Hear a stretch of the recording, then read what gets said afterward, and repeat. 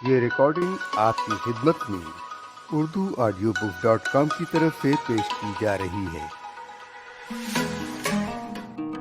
urduaudiobooks.com پر آپ سن رہے ہیں رسول حمزہ توف کی کتاب میرا داغستان، آواز وجی احمد صدیقی۔ موضوع: دروازہ توڑنے کی ضرورت نہیں، کنجی کے ذریعے بڑی آسانی سے کھل جاتا ہے۔ ایک کتبہ در۔ یہ مت کہو کہ مجھے موضوع بتائیے، یہ کہنا زیادہ بہتر ہے کہ مجھے آنکھیں عطا کیجیے۔ ایک نوجوان ادیب کو نصیحت۔ عزیز ساتھیو، میرے دل میں کچھ لکھنے کی تڑپ ہے، میں لکھنا چاہتا ہوں، مگر یہ سمجھ میں نہیں آتا کہ کیا لکھوں اور کس موضوع پر لکھوں۔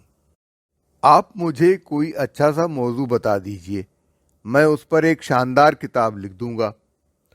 وہ ادیبوں کی یونین ہو یا اخبار و رسائل کی مجلس ادارت کے دفاتر، یا انفرادی طور پر ممتاز ادیب نوجوانوں کی طرف سے اس طرح کے خطوط کا موصول ہونا ایک معمول بن گیا ہے۔ اس طرح کے خطوط مجھے بھی ملتے رہتے ہیں اور ابا کے پاس بھی آیا کرتے تھے۔ ابا کو جب کوئی ایسا خط ملتا تو وہ سر ہلا کر کہا کرتے، یہ نوجوان شادی کرنا چاہتا ہے۔ البتہ مصیبت یہ ہے کہ شادی کس کے ساتھ کرے، کوئی خاص لڑکی اس کے پیش نظر بھی نہیں۔ اب سوال یہ ہے کہ پیغام بھیجا جائے تو کہاں؟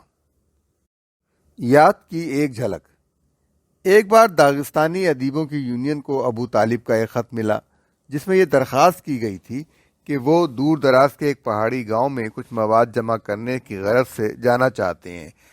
ان کے لیے 1 ماہ کے قیام کا انتظام کر دیا جائے۔ بورڈ کے سامنے شاعر کی یہ درخواست پیش ہوئی تو ان سے دریافت کیا گیا کہ وہ کن موضوعات پر لکھنے کا ارادہ رکھتے ہیں۔ یہ سنتے ہی معمر شاعر کو غصہ آ گیا۔ کیا کسی شکاری کو پہلے سے یہ علم ہو سکتا ہے کہ وہ کس چیز کا شکار کرے گا؟ خرگوش کا، ہنس کا، بھیڑیے کا یا لومڑی کا؟ کیا کسی سورما کو پہلے ہی سے اس بات کی خبر ہو سکتی ہے کہ جنگ میں وہ کس قسم کا کارنامہ انجام دے گا؟ اس جلسے میں میں بھی موجود تھا اور ابو طالب کے یہ الفاظ میرے ذہن پر انمٹ نقوش چھوڑ گئے۔ جب لوگ کسی ادیب پر اس طرح کے سوالوں کی بوچھار کرنے لگتے ہیں کہ آئندہ چند برسوں کے لیے لکھنے لکھانے کا اس نے کیا پروگرام بنایا ہے، تو مجھے بڑی حیرت ہوتی ہے۔ اس میں کوئی شک نہیں کہ ادیب کے ذہن میں ایک عام خاکہ ہوتا ہے اس کام کا جسے وہ انجام دینا چاہتا ہے۔ غالباً یہ بھی ممکن ہے کہ وہ اپنے ذہن میں یہ فیصلہ کر چکا ہو کہ اسے ایک ناول لکھنا ہے یا ایک سلسلے کے 3 ناول، مگر جہاں تک اشعار کا سوال ہے تو اشعار ذہن میں بغیر کسی اطلاع اور ارادے کے آتے ہیں، جیسے اچانک کوئی تحفہ آ جائے۔ شاعر کی دنیا بندھے ٹکے قواعد سے آزاد ہوتی ہے۔ کوئی بھی شخص پہلے سے یہ پروگرام نہیں بنا سکتا کہ آج صبح 10 بجے میں اس لڑکی کی محبت میں مبتلا ہو جاؤں گا جو مجھے کسی سڑک پر نظر آئے گی، یا کل شام کو 5 بجے میں فلاں بدماش سے نفرت کرنے لگوں گا۔ شاعری ان پھولوں کی طرح نہیں ہے جو کسی گلاب باڑی میں کھلے ہوں یا سدا بہار پھولوں کے کسی چمن کی زینت ہوں، جہاں ہر چیز آپ کے سامنے ہوتی ہے اور آپ کو کوئی چیز تلاش نہیں کرنی پڑتی۔ شاعری تو ان خضرو پھولوں کی طرح ہے جو کسی میدان میں یا پہاڑ کی کسی وادی میں کھلتے ہیں، جہاں ہر قدم پر آپ کو نت نئے اور پہلے سے زیادہ خوبصورت پھول نظر آ سکتے ہیں۔ جذبات سے موسیقی جنم لیتی ہے اور موسیقی سے جذبات۔ اس میں اولیت کسے حاصل ہے؟ آج تک یہ مسئلہ حل نہیں ہو سکا ہے کہ پہلے انڈا پیدا ہوا یا مرغی۔ ٹھیک اسی طرح یہ سوال بھی اٹھایا جا سکتا ہے کہ ادیب موضوع کو جنم دیتا ہے یا موضوع ادیب کو۔ موضوعات ادیب کی دنیا ہوتے ہیں، وہ ادیب کی مکمل شخصیت کے آئینہ دار ہوتے ہیں۔ موضوع نہ ہو تو ادیب بھی نہ ہوگا۔ ہر ادیب کے پاس اس کا اپنا موضوع ہوتا ہے۔ خیالات و احساسات چڑیوں کی طرح ہیں اور موضوع ان کا آسمان ہے۔ خیالات و احساسات ہرنوں کی طرح ہیں اور موضوع ان کا جنگل ہے۔ خیالات و احساسات سانبھر ہیں اور موضوع پہاڑ، خیالات و احساسات راستے ہیں، اور موضوع وہ شہر جہاں یہ راستے پہنچاتے ہیں اور آپس میں ملتے ہیں۔ میرا وطن میرا موضوع ہے، اور مجھے ضرورت نہیں کہ میں اس موضوع کو تلاش کروں یا پسند کروں۔ ہم اپنا وطن پسند کرنے نہیں نکلتے، بلکہ ہے یوں کہ وطن ابتدا سے ہی ہمارا انتخاب کر لیتا ہے۔ کوئی عقاب ایسا نہیں ہوتا جس کا آسمان نہ ہو۔ ہر پہاڑی بکرے کی ایک اپنی چٹان ہوتی ہے۔ ٹراؤٹ مچھلی اگر ہوگی تو صاف پانی کا ایک تیز رو دھارا بھی ہوگا۔ ہر ہوائی جہاز کا ایک اڈا بھی ہوتا ہے۔ بالکل اسی طرح کوئی ادیب ایسا نہیں ہوتا جس کا وطن نہ ہو۔ مرغی خانے کے صحن میں مرغیوں کے ساتھ ٹہلنے والا عقاب نہیں رہ جاتا۔ اگر ارنا بھینسا پالتو بھیڑوں کے ساتھ گھاس چر رہا ہو تو اسے ارنا بھینسا نہیں کہا جا سکتا۔ حوض میں تیرنے والی پالتو ٹراؤٹ مچھلیاں ٹراؤٹ نہیں رہ جاتی۔ عجائب گھر میں رکھا ہوا ہوائی جہاز بھی کوئی ہوائی جہاز ہوتا ہے۔ ٹھیک اسی طرح کوئی بلبل ایسی نہیں ہوتی جو ہزار داستان نہ ہو۔ موضوع سے متعلق کچھ اور باتیں۔ مجھے بچپن سے ہی ایک خاص منظر بہت پسند رہا ہے۔ جب بھی میں ابا کے گھر کی ایک چھوٹی سی کھڑکی کھولتا، میری آنکھوں کے سامنے لمبا چوڑا سرسبز میدان آ جاتا، جیسے گاؤں کے قدموں میں دسترخوان سا بچھا ہو۔ میدان کے چاروں طرف کھڑی چٹانیں یوں لگتی جیسے اس دسترخوان پر جھکی پڑ رہی ہوں۔ پہاڑوں کے درمیان لہراتی بلکھاتی پگڈنڈیاں دیکھ کر مجھے سانپوں کا خیال آتا، جبکہ غاروں کے دہانے یوں لگتے جیسے کوئی درندہ منہ پھاڑے کھڑا ہے۔ پہاڑ کی پہلی صف کے پیچھے ایک اور صف تھی۔ ان کی ہموار گول چوٹیاں دیکھ کر مجھے اونٹ کے کوہان کا خیال آ جاتا۔ اب مجھے احساس ہوتا ہے کہ سوئٹزرلینڈ یا نیپلس کے ارد گرد اس سے کہیں زیادہ خوبصورت مقامات بھی ہیں، لیکن میں چاہے جہاں بھی رہا ہوں اور چاہے کتنے ہی ہوش ربا مناظر سے میری آنکھیں دوچار ہوئی ہوں، میں نے ہر حال میں ان کا مقابلہ اس منظر سے کیا ہے جو میرے بچپن کی یادگار ہے، اس تصویر سے کیا ہے جو میرے مکان کی چھوٹی سی کھڑکی کے فریم میں جڑی ہوئی ہے۔ اور اس موازنے کا نتیجہ ہر حال میں یہ ہوا ہے کہ مجھے دنیا کے سارے عجائبات اس منظر کے سامنے ہیچ نظر آتے ہیں۔ اگر کسی وجہ سے میرا آبائی وطن اور اس کے ارد گرد کا منظر باقی نہ رہ جائے، اگر اس کے نقوش میری یاد سے مٹ جائیں، تو مجھے یہ پوری دنیا یوں لگے گی جیسے سینہ تو ہے لیکن اس کے اندر دھڑکتا ہوا دل نہیں، منہ تو ہے لیکن زبان سے محروم، آنکھیں تو ہیں لیکن پتلیاں نہیں، اور گھونسلہ تو اپنی جگہ ہے لیکن اس گھونسلے میں کوئی چڑیا نہیں۔ لیکن اس کے یہ معنی قطعی نہیں ہے کہ میرا ہر موضوع میرے اپنے گاؤں اور اپنے گھر کے محدود چوکٹے سے باہر نہیں نکلتا، اور نہ ہی اس سے یہ مطلب نکلتا ہے کہ میں نے اپنے بیش قیمت اور محبوب موضوع کے ارد گرد اونچی اونچی فصیلیں کھڑی کر رکھی ہیں۔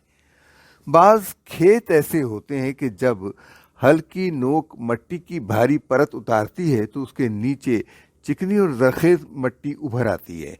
بعض میدان ایسے ہوتے ہیں کہ ان کی اوپری پرت ذرا سی ہٹا دی جائے تو نیچے پتھریلی زمین نکل آتی ہے، اور بعض میدان ایسے بھی ہوتے ہیں جن میں مٹی ہٹانے کی ضرورت ہی نہیں پڑتی کیونکہ اوپر ہی سے پتھر اور چٹانیں نظر آتی ہیں۔ اس طرح کی زمین پر ہل چلانے اور کاشت کرنے کا میرا قطعی ارادہ نہیں، کیونکہ میں جانتا ہوں کہ اس سے اگر پیداوار حاصل بھی ہوئی تو وہ اتنی کم ہوگی کہ شدید محنت کا بدل نہیں بن سکتی۔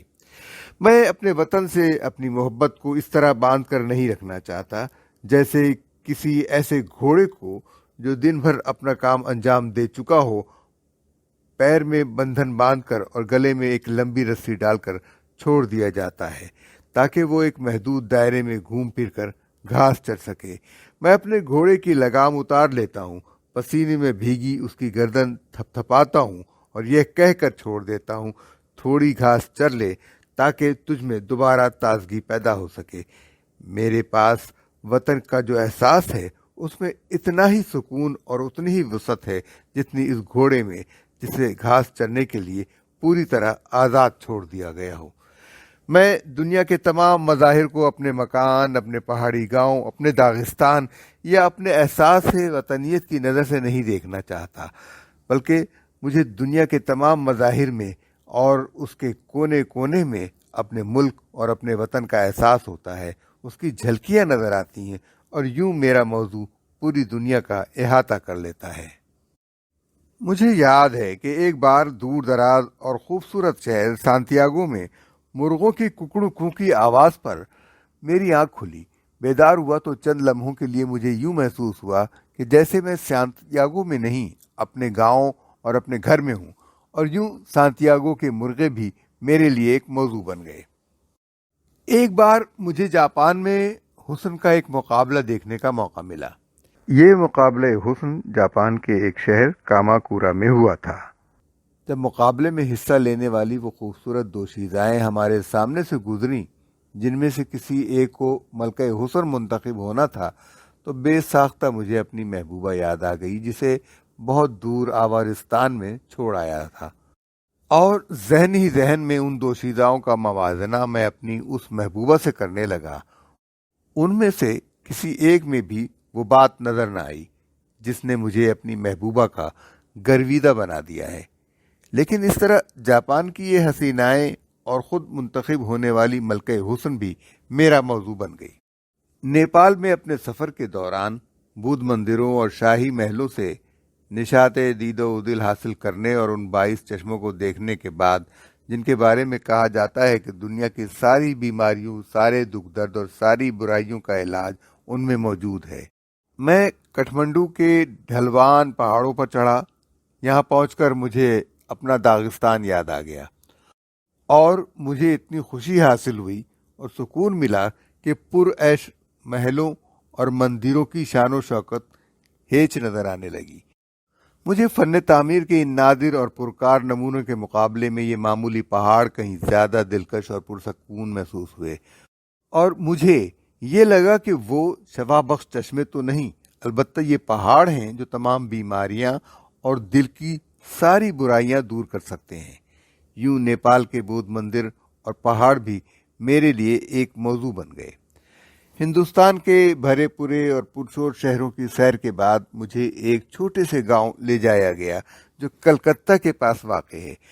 وہاں ایک وسیع کھلیان میں گاہنے کا کام پورے شباب پر تھا۔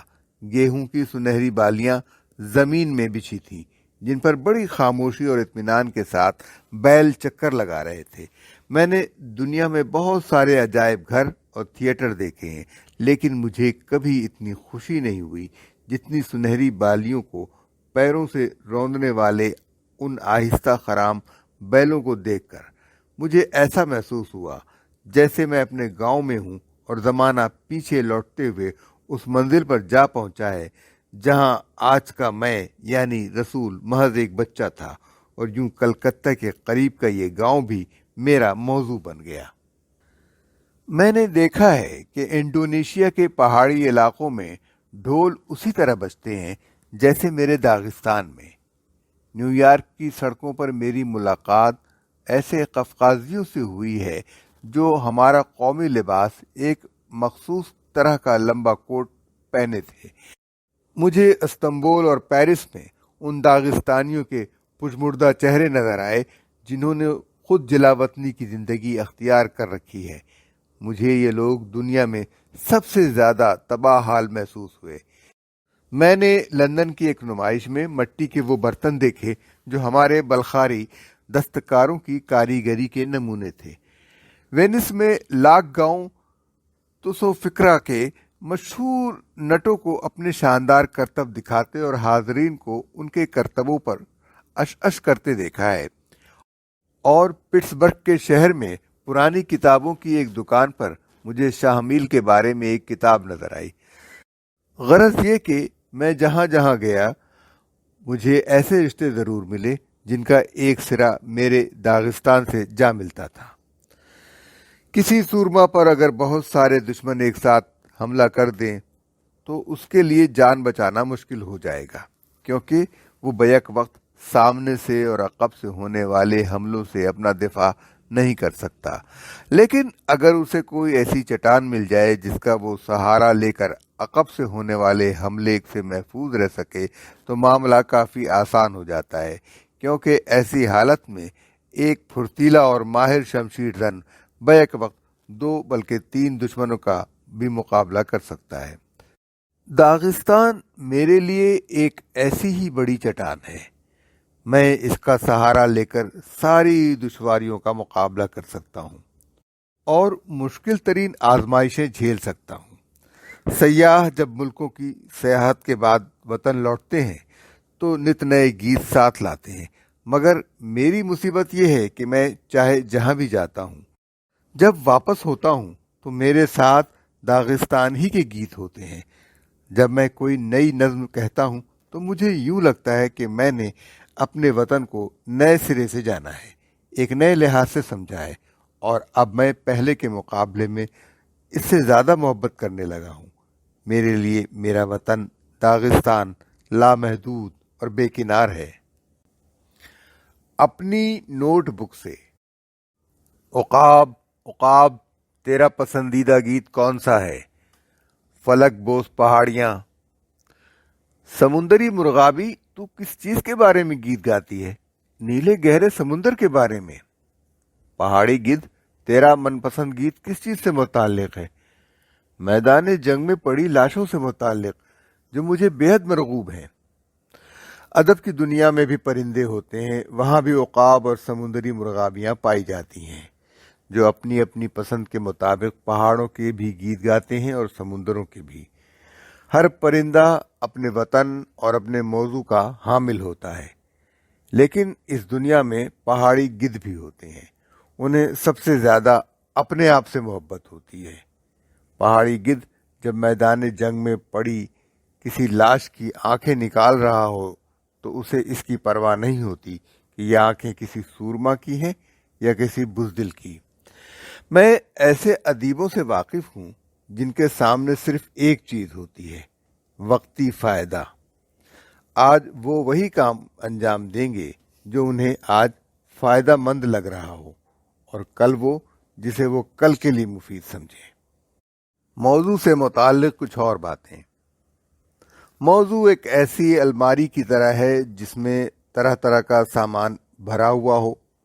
الفاظ اس الماری کی کنجی ہیں، لیکن خیال رہے کہ یہ اسی وقت کارگر ہو سکتے ہیں جب الماری میں بھرا سامان آپ کی ملکیت ہو، کسی اور کی نہیں۔ بعض ادیب ہر موضوع پر ہاتھ مارتے چلتے ہیں، کسی موضوع کی گہرائی میں جانے کی کبھی کوشش نہیں کرتے۔ وہ صندوق کا ڈھکنا اٹھاتے ہیں، سب سے اوپر رکھی ہوئی چیزوں پر ہاتھ مارتے ہیں اور بھاگ لیتے ہیں، لیکن جو صندوق کا اصل مالک ہے اسے یہ خبر ہوتی ہے کہ اگر صندوق کا سارا سامان احتیاط کے ساتھ ایک ایک کر کے ہٹایا جائے تو بیش قیمت جواہرات کی وہ پٹاری ہاتھ آ سکتی ہے جو سب سے نیچے رکھی ہوئی ہے۔ جو لوگ سوچے سمجھے بغیر ہر موضوع پر ہاتھ مارتے چلتے ہیں، وہ اس دلاگولوف کی طرح ہیں جو پہاڑی علاقوں میں مشہور ہے۔ اس کی شہرت کی وجہ یہ ہے کہ اسے شادیاں کرنے کا بڑا شوق تھا۔ زندگی میں اس نے 28 بیویاں کیں، لیکن آخر کار اس کی ایک بھی بیوی نہ رہی۔ لیکن اس بنا پر یہ بھی نہیں کہا جا سکتا کہ موضوع کی حیثیت آپ کی واحد قانونی بیوی یا اکلوتے بچے جیسی ہے، یا اس ماں جیسی ہے جو ایک ہی ہوتی ہے، اور اسی لیے کسی کو یہ کہنے کا حق نہیں کہ یہ میرا اپنا موضوع ہے، صرف میرا موضوع، کوئی دوسرا اسے ہاتھ لگانے کی جرت نہ کرے۔ موضوع میرا ضرور ہے، لیکن اس کے دروازے سب کے لیے کھلے ہوتے ہیں۔ میں نے ایک ادیب کو دوسرے ادیب سے محض اس لیے لڑتے دیکھا ہے کہ اس نے اس کا موضوع چرا لیا تھا۔ تمہیں ارچی کزاک، گزشتہ صدی کے کومک شاعر جنہیں کومک ادب کا بانی کہا جاتا ہے، تمہیں ارچی کزاک کے بارے میں لکھنے کی اجازت کس نے دی؟ اس ادیب نے دوسرے ادیب کو ڈانٹتے ہوئے کہا، تمہیں اچھی طرح معلوم ہے کہ یہ میرا موضوع ہے۔ ارچی کزاک پر لکھنے کا اگر کسی کو حق ہے تو صرف مجھے۔ یہ تو کھلی ہوئی ڈکیتی ہوئی۔ ادیب صاحب اتنے غصے میں تھے جیسے کوئی ان کی محبوبہ کو لے بھاگا ہو۔ موصوف کو جو جواب ملا وہ پہاڑی علاقے کا ہی کوئی آدمی دے سکتا تھا۔ سالار وہی بن سکتا ہے جس کی تلوار تیز بھی ہو اور آبدار بھی۔ ہر پیغام دینے والا دلہن کا مالک نہیں بن جاتا، شوہر تو وہی ہوتا ہے جو اس کے ساتھ شادی کرے۔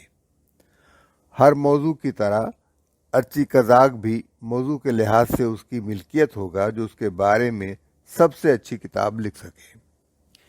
یقیناً ایک ہی موضوع پر ایک دوسرے سے قطعی آزادانہ طور پر بیک وقت کئی ادیب قلم اٹھا سکتے ہیں۔ ادب کی دنیا میں پنچایتی فارم نہیں ہو سکتے۔ یہاں تو ہر ادیب کا اپنا کھیت ہوتا ہے اور اپنا قطع، چاہے وہ کتنا ہی تنگ کیوں نہ ہو۔ لیکن میں کسی دوسرے کو اپنے کھیت میں اترنے سے محض اس لیے نہیں روکوں گا کہ میں نے ایک عرصے سے اسے چھوڑ رکھا ہے۔ آپ کو میرے کھیت کی سرحدوں پر نہ چوکیداری کے لیے کتے نظر آئیں گے اور نہ کوئی ایسا چوکیدار جس کے ہاتھوں میں بندوق ہو۔ اور بات تو یہ ہے کہ میرے کھیت کی سرحدیں ہیں بھی کہاں اور ان کا تعین کیا جائے تو کیسے؟ میرا موضوع نہ تو کوئی ایسی وادی ہے جس پر کسی کی نجی ملکیت ہو، اور نہ مسجد کا وہ متبرک مقام جہاں کسی غیر کو جانے کی اجازت نہیں ہوتی۔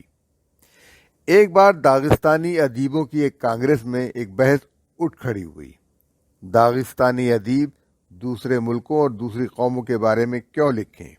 ایک مقرر نے سوال اٹھایا، اسپین کے رہنے والے اسپین کے بارے میں لکھیں، جاپانی جاپان کے بارے میں، اور جو لوگ اورال کے علاقے میں رہتے ہیں وہ اس علاقے کی صنعتوں پر قلم اٹھائیں۔ مان لیجئے کہ ایک باغ میں کسی چڑیا نے اپنا گھونسلہ بنا رکھا ہے، تو کیا وہ گانے کے لیے کسی دوسرے باغ جائے گی؟ کیا کسی ایسی وادی میں جہاں زرخیز زمین کافی سے زیادہ موجود ہو پتھریلی پہاڑیوں سے مٹی لے جانا مناسب ہوگا؟ کیا کسی چربیدار دمبے کی دم پر تلنے سے پہلے مکھن لگانا ضروری ہے؟ ان باتوں کا جواب جن ادیبوں نے دیا وہ ایک دوسری جمہوریہ سے آئے تھے۔ انہوں نے کہا، جس طرح چڑیا کے پاس گھونسلہ ہوتا ہے اسی طرح جنگلی جانور کے پاس اس کی ماند ہوتی ہے، لیکن سورج چمکتا ہے تو سارے جانور اس سے فائدہ اٹھاتے ہیں، اور پانی برستا ہے تو سبھی پیڑ اس میں بھیگتے ہیں، دھنک نکلتی ہے تو اسے سبھی دیکھتے ہیں۔ بجلیاں اونچے پہاڑوں پر بھی چمکتی ہیں اور گہری گھاٹیوں میں بھی۔ کسی دور دراز ملک کے بازار میں خریدے گئے چاول سے بھی مزیدار پلاؤ پکایا جا سکتا ہے۔ میں بہت دور سے آپ کی کانگریس میں شرکت کے لیے آیا ہوں۔ میں محض آپ کو مبارکباد دینے آیا تھا، لیکن آپ کے پہاڑوں اور آپ کے سمندر سے پیار کرنے لگا ہوں۔ آپ کے یہاں کے نیک دل لوگوں اور آپ کی خوبصورت اور باوقار عورتوں کی قدر میرے دل میں پیدا ہو گئی ہے۔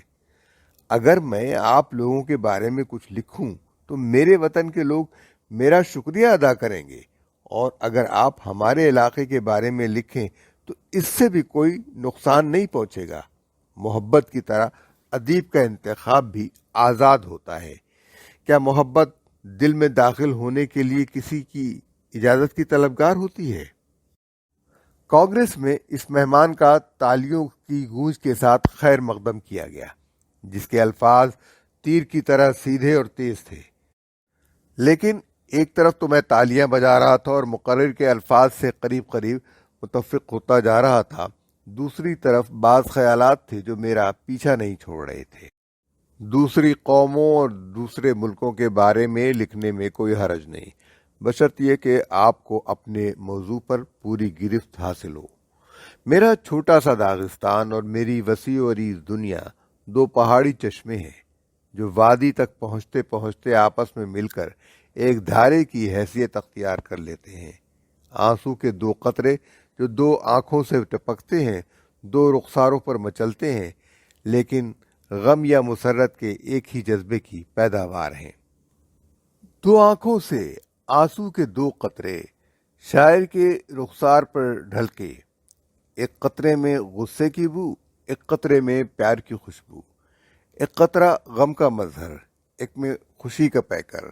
آنسو کے دو قطرے، چھوٹے قطرے، جیسے دو بلور کے من کے، دو قطرے، معمولی قطرے، تنہا تنہا بہتے جائیں، बेकस बेबस कतरे कहलाएं, लेकिन जब ये मिल जाएं, चमके जैसे बिजली चमके, बरसे जैसे पानी बरसे। मेरा छोटा सा दागिस्तान और मेरी वसीओ वरीज दुनिया, ये दोनों मेरी जिंदगी हैं, मेरा नगमा है, मेरी किताब है। हाँ, ये दोनों मेरा मौजू हैं। जो उकाब अपनी ऊंची चट्टानों से उड़कर नीचे हद्दे नज़र तक फैले हुए मैदानों में नहीं उतरता, वो उकाब कमज़ोर है। इसी तरह जो उकाब हद्दे नज़र तक फैले हुए मैदानों से उड़कर अपनी ऊंची चट्टानों को वापस नहीं आता, उसे भी कमज़ोर ही कहा जाता है। उकाब के लिए ये कोई दुश्वार काम नहीं, क्योंकि वो पैदा ही उकाब हुआ है, और अगर वो चाहे भी तो न समुंदरी मुर्गाबी बन सकता है, न पहाड़ी गिद्ध। लेकिन अदीब के लिए उकाब बनना बहुत मुश्किल है, अगर वो इस दिलेर और शरीफ परिंदे की खुसूसियात के साथ पैदा न हुआ हो। हमारे इलाके में किसी ऐसे आदमी के बारे में जिसे कब्ज़ बजाना ना आता हो, कहा जाता है कि फिक्र न करो, दूसरी दुनिया में सीख लेगा। आपको ऐसे लातादाद अदीब मिलेंगे जो कलम उठाते हैं और लिखना शुरू कर देते हैं, मोहब्बत या नफरत के किसी जज्बे के तहत नहीं, बल्कि महज अपनी क़ुव्वत शामा के बल पर। ये तो आप जानते ही हैं कि जब कोई अजनबी किसी गांव में पहुंचता है तो उसका फैसला वो अपनी क़ुव्वत शामा पर छोड़ देता है कि किस मकान में ठहरे और किस मकान में नहीं। वो चूल्हे का धुआं बाहर निकालने वाली चिमनी से आती हुई महक के मुताबिक फैसला करता है। बाज़ चिमनियों से मकई की रोटी की महक निकलती रहती है और बाज़ चिमनियों से उबलते हुए गोश्त की। अक्सर ऐसा भी होता है कि शादी के काबिल दो लड़कियों में से, जिनमें से एक बेवकूफ़ है और दूसरी होशियार, बेवकूफ़ लड़की महज इसलिए चुन ली जाती है क्योंकि उसके साथ भारी जहेज भी मिलने वाला होता है। फिर कुछ ऐसे कलमकार भी मिलते हैं जिन्हें इससे गरज नहीं होती कि वो किस मौजू या किस मुल्क के बारे में लिखें। ऐसे लोग उन मुनाफाखोरों की तरह हैं जो ये समझते हैं कि वो खेत से जितनी ही दूर जाएंगे, उनके माल के दाम उतने ही बढ़ते जाएंगे। इन कलमकारों को देखकर मुझे एक औरत पर खालसा याद आ जाती है, जिसने ये सोचकर के गांव में कोई भी मर्द इस काबिल नहीं है जिसे वो अपना शौहर चुन सके, किसी दूसरे गांव के जवान की मुंतजिर रही, लेकिन जैसा कि आसानी के साथ समझा जा सकता है, उसे जिंदगी के आखिरी लम्हात तक कुंवारी ही रहना पड़ा। जंगल जाने वाले दो पहाड़ियों की कहानी। दो आदमी गांव से जंगल की तरफ चले ताकि अपने बैलों के लिए नए जुए तैयार करने की गर्ज से लकड़ी काट लाएं, क्योंकि जुए पुराने हो चुके थे। उनमें से एक आदमी को फौरन ही एक मुनासिब दरख्त मिल गया और उसने खुश्क लकड़ी के दो उम्दा टुकड़े काट लिए और घर रवाना हो गया। लेकिन उसका दोस्त इसी चक्कर में पड़ा रहा कि आगे इससे भी अच्छे और मुनासिब पेड़ मिल सकते हैं। गरज वो दिन भर जंगल में चक्कर लगाता रहा और ये तय न कर पाया जिस लकड़ी की ज़रूरत है वो किस पेड़ से काटे। आखिर उसने दो शाखें काटी जो पहले देखी गई शाखों के मुकाबले में कहीं ज़्यादा ख़राब थी। वो काफ़ी रात गए घर पहुंचा जब उसका दोस्त नए जुए की मदद से अपना खेत जोतने के बाद घर लौट रहा था। मैंने ये कहानी अबू तालिब से सुनी थी एक ख़ास मौके पर। मौका ये था कि एक दागिस्तानी शायर तवील मसाफत के बाद घर वापस आया था और दो मामूली नज़में भी साथ लाया था। जो गीत आप घर में रहकर याद न कर सके हों, वो उस घर से बहुत दूर भी याद न रखा जा सकेगा। मोहम्मद शायर ने अपनी बात ख़त्म करते हुए कहा था और फिर इसमें इजाफा किया, कभी कभी शायर उस पहाड़ी जैसी हरकत करते हैं जो तमाम दिन अपनी पापाख टोपी ढूंढता रहा, हालांकि पापाख उस बेवकूफ़ के अपने सर पर ही थी। मौजू के बारे में कुछ और बातें। एक दिन वो भी था जब मैंने पहली बार सैर व सियाहत की गरज से गांव से कदम बाहर निकाले। उस दिन माँ ने घर की खिड़की पर एक जलता हुआ चिराग लाकर रख दिया था। मैं आगे बढ़ता जा रहा था, मगर जब भी पीछे मुड़कर देखता तो मुझे धुंध और अंधेरे में گھر کی کھڑکی پر جلتے ہوئے اس چراغ کی روشنی نظر آتی۔ میں کئی برس تک کرۂ ارض کی سیر کرتا رہا اور میرے پورے سفر کے دوران گھر کی چھوٹی سی کھڑکی میں رکھے ہوئے چراغ کی روشنی میرا ساتھ دیتی رہی۔ پھر جب میں گھر لوٹا اور میں نے گھر کی اسی کھڑکی سے باہر نظر ڈالی تو مجھے وہ پوری دنیا نظر آئی جس کی میں نے زندگی میں سیاحت کی تھی۔ ادیب کو اس کا موضوع کون فراہم کرے گا؟ موضوع کی فراہمی کے مقابلے میں کہیں زیادہ آسان یہ ہے کہ اسے دماغ، آنکھیں، کان اور دل فراہم کر دیا جائے۔ وہ قلمکار جو محبت یا نفرت کے احساس کے ساتھ موضوع تلاش نہیں کرتے بلکہ اس کے لیے قوت شامہ کا سہارا لیتے ہیں، کبھی اپنے عہد کے نمائندے نہیں بن سکتے۔ وہ ایک دن کے نمائندے ہو سکتے ہیں، پورے عہد کے نہیں، یا پھر ان کی مثال اس بحری دلہن کی طرح ہے جس کی کہانی اب میں بیان کرنے جا رہا ہوں۔